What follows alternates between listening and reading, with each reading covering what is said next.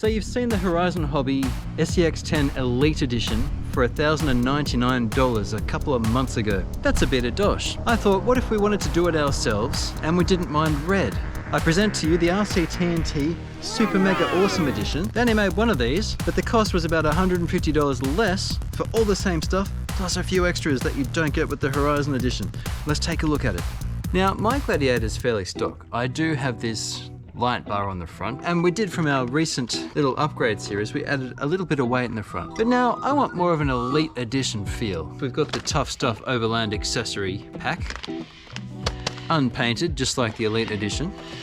I did the numbers on the cost of the Elite Edition. I parted everything out, wrote it all down. It comes to a cost, if you use all Horizon's prices, of $1,030.93. excluding the green paint and excluding the individual decal that you get. We say decal in Australia. And of course labor. So from Horizon's point of view, it's not a bad deal. One thing that really stuck out to me though was the Hyrax tires with a G8, not the Predator. You got more of an all-rounder tire, not as soft as the Predators we have on here that really have some stretch in them. And also the Proline Big Bore shocks. I don't know that they're that necessary. The shocks on this thing aren't so bad. Here, let's pop this off. We've got the Tuff Stuff kit on here. I haven't painted the top yet. I was thinking of being cheeky and painting it like that British racing green, which is similar to what the Gladiator's painted as. We may still get to that. But I did make some small modification to the suspension, and the shocks that come with the SCX10 Gladiator aren't actually all that bad. Yeah, they've got plastic caps and they do need to be done up tightly. Mine were loose from factory, but they're not so bad. They're lovely and plush already. The front gives good action. They're still that 90 to 95 mil length, same as the big bore shocks. But I found the back was too soft, and look at the length of this thing.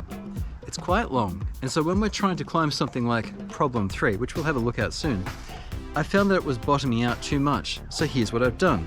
I took the stock spring, which is really soft and still on the front, and I've replaced it with a stiffer spring that came with the my JLU build that we did. You got a bit of choice with that. But I also priced this on Horizon, and you can have it for about $9, a pair of their 2 and something pound springs. I also put 80 weight oil in the rear. I wanted to slow that rear down a bit, and left the front, which feels like, I don't know, 30, 35, something like that. And I've left the stock springs as they are. So I like how this sits now. We also have something special that the Elite Edition doesn't have. My RC-TNT Super Mega Awesome Edition has brass weights in the front. And we did a video about this last year sometime, and we found a real difference. That combined with our metal weighted wheels, they are INJORA. I haven't gone big brand, but they were cheap. That plus our INJORA foams, we've got nice stiff Dual-Stage in the rear, lovely soft ones in the front, and that Predator compound front and rear means this thing here should give the Elite Edition a real run for its money. And of course the other thing, which wasn't really performance related, was I stuck a light bar on mine. I did that early on. That was like 20 bucks. But it looks cool, and in combination with the existing headlights and taillights, you kind of got the whole package, you know? Now, to be fair to Horizon, I wanted to know, what's the price difference? And I looked at all their pricing for their battery, their charger. The Spectrum charger isn't cheap. It is nice, and if you stick in the Spectrum ecosystem of their power connectors with the little sensing thing, look, it's premium. I don't know that we need it for our Super Mega Awesome RC-TNT Edition. I have a more typical Turnigy 5 amp 3S battery. That was about 50 bucks, and my charger was about $120. There's heaps of chargers out there. As long as you get one that does balance and storage, then you're sorted. My total, including the brass knuckles, the light bar, the heavy metal beadlock wheels, and my own battery and charger, came to $882, and the satisfaction that we did it ourselves. Everything else on this thing is pretty bog stock standard. I think we should just punt this thing around our six problem course. In particular, I'd like to know how this stiffer rear spring has worked with our lovely Dual-Stage foams and our brass knuckles. Let's get our Super Mega Awesome Edition onto the 6 problems before the rain comes, which is probably gonna beat me. Let's go. Wet ground, dry rocks. It's not raining right now, but it's gonna. Let's do this thing. You might remember when we started this with this truck. We had some real performance issues at first. I even burnt out the servo, the dig servo, before we even used it. That was replaced under warranty, and it's been fine since then. So I think the endpoints just weren't quite set properly. Dig's locked. Just going to try and hoik this thing up a bit. Nope, didn't want to go. It's all right. It's kind of sketchy now, but we might make it. Well, we'll see. Come on, Gladiator. Look at the tyre deforming the front left. My goodness. We might need to take another run at that. Now remember, we've had a lot of, well, you don't know this, we've had a lot of rain. Poor old tyres are very wet. I'm just gonna drag it across with dig and then, oh, went a bit far. There we go. There we go. Whew. Take a look at that front tyre. They're really soft foams in the front. Really soft. Into problem 2. Alright, poor old Gladiator's going to be working for it today, I think. Wet rubber, low traction, and a long wheelbase. This is the line it should be able to do, but it's so wet.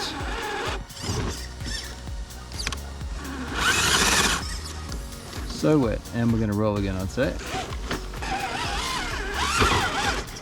We might need speed, as much as I don't want to use speed. It just keeps getting uglier.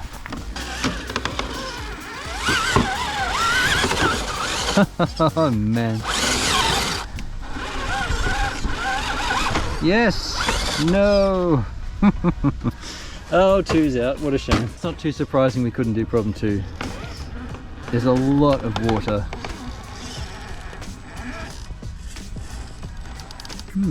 Interesting, interesting. I've just tried to lock dig, there we go. There we go. She's unlocked again. Servo hasn't got the moxie to... Look at this front right wheel. Oh boy! That was interesting, wasn't it?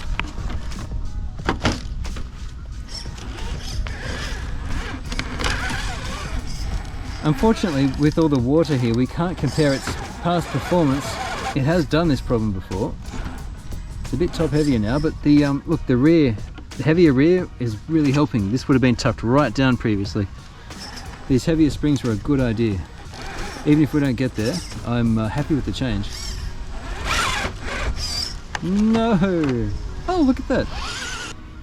Quite honestly, I'm not sure that we're going to finish most of these problems today, just given that everything's so wet. But we're still seeing performance. Oh, we need some stiffer foams in the front, I think. We're still seeing the performance difference that getting a rig nicely balanced. It's not too much weight, but it almost is with these heavier tyres and that brass in the front. But you can see you can still have your cake and eat it too, as far as making something a bit pretty on the scale front goes. The Tuff Overland pack doesn't weigh much. It's mostly empty ABS plastic. The next upgrade, this thing clearly, at least clearly to my feel, the next upgrade it needs is a stronger servo. We're having trouble overcoming, the servo's having trouble overcoming the traction.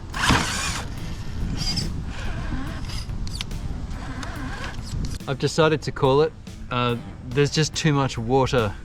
From that attempt just now, there's water all over the machine. The tyres are really wet. But I will say this. The Hyraxes, even with these foams that are too soft, like they're too soft, they're deforming too much. Even the way they are, this thing gripped like a champ. We only got problem 1 done. I think we failed 2, 3 and 4 and I've just given up. It's just too much water for a long wheelbase like this. But even when it failed, we had really good grip and poise. It wasn't just toppling. And there was one time where it rolled and it just bounced back onto its feet. So I just wanted to note that this stuff on top does add a little bit of weight, but it is all hollow ABS plastic or just really thin. The plastic's really thin. That's a good thing for weight. So you get to have a pretty truck that doesn't really add much in the way of up-top weight. Even this thing doesn't weigh all that much. Our heavier wheels and our brass down the bottom, I think, counteracts it to a nice degree. And look, it's about fun, and if you like having a scale truck, as I certainly do, there's a lot to be said for having such a pretty machine. And I've just realized I've made a mistake on this film. The tire was grabbing this fender, but I didn't put the body on properly. So that wouldn't have been a problem. Just an error to note there from filming. This front tire was clipping a fender that was jammed down. My fault. Am I happy with my DIY Super Mega Awesome Edition? Yeah, I am. You want your rig to look good. And if you're into this body, I highly recommend the Tuff Stuff Overland thing. Yeah, it's just a few plastic cheap things, but it really, they've made for this rig and it sets it off beautifully. That, weighted wheels, better grip on the tires, little bit of weight in the front, and especially the stiffer springs and the 80 weight oil in the back made a huge difference. It is a lot nicer to drive. Yeah, we failed, but we failed with panache. It's fun. Let me know what you think in the comments below. I do note that it's been a couple of months since the Elites come out and it's still available on Horizon, even though they only made 25 of them. Ours was about $150 less. Would that be enough? Like if it was 800 and something, would you have bought an Elite Edition? I've got to say, having driven this now, I'd be kind of leaning towards it. I like the Tuff Stuff Overland kit. It looks cool, and I think it's going to look even cooler once we paint it. It's been so cold here though, I haven't been able to paint. So when our summer gets here, when you guys are rugging up, I'll be able to maybe get a cheeky splash of dark green on this thing. But anyway, I'm very happy with how this thing has turned out. It looks brilliant with these wheels. It performs well. I think it'll outperform the Elite Edition. If you like the Gladiator, you can absolutely make the Elite Edition yourself and save some money and get better performance out of it, including out of these stock standard shocks, just with the heavier springs and the heavier rear oil. I think that's a winning combination. Thanks heaps for joining me for this one, guys. I know it was a bit cheeky, but I've been thinking about doing it for a couple of months, ever since the Horizon one came out. Throw me a like if you enjoyed it too, and I will catch you next time on RC-TNT. Thanks for watching.